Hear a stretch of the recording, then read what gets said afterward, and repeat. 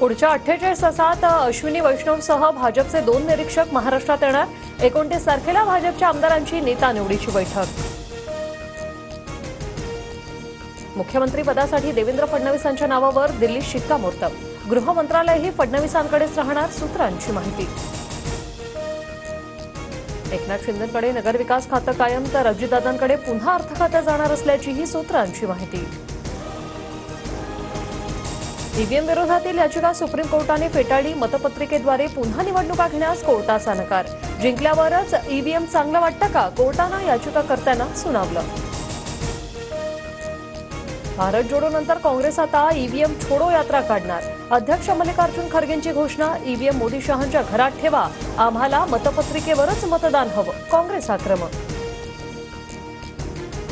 EVM संदर्भात आंदोलन उभारण्यावर ठाकरे गटाच्या बैठकीत चर्चा। मविया ईव्हीएम विरोधात आंदोलन उभारणार।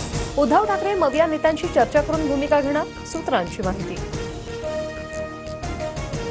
शरद पवार नावाचा अध्याय महाराष्ट्राच्या राजकारणातून संपला। पवारांना आता सेवानिवृत्ती घेण्याची गरज। भाजप आमदार गोपीचंद पडळकरांची टीका। मुख्यमंत्री एकनाथ शिंदे यांचा राजीनामा, काळजीवाहू मुख्यमंत्री म्हणून राज्याचा कारभार पाहणार। नव्या मुख्यमंत्र्यांबाबत सस्पेन्स अजूनही कायम। भाजपच्या हायकमांडनं फडणवीसांनाच मुख्यमंत्री करण्याचं ठरवलंय, रामदास आठवलेंचा दावा। तर शिंदेंनी उपमुख्यमंत्री किंवा केंद्रात मंत्री व्हावं, आठवलेंचा सल्ला।